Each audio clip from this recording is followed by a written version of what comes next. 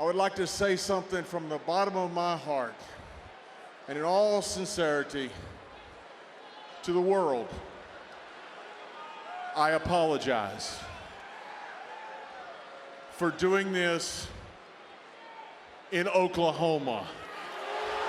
I mean, you gotta be kidding me. The great state is right there. The promised land is just south of the Red River, and you trailer park living hillbillies don't even have the common sense to leave.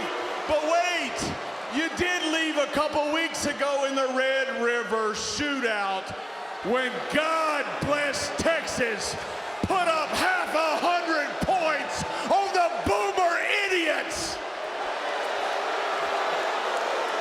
They say you're going to the SEC. How about trying the MAC? That's a little more your speed. But as much as I would love to just stand out here and bash Oklahoma, because honestly, I really deep down despise this state.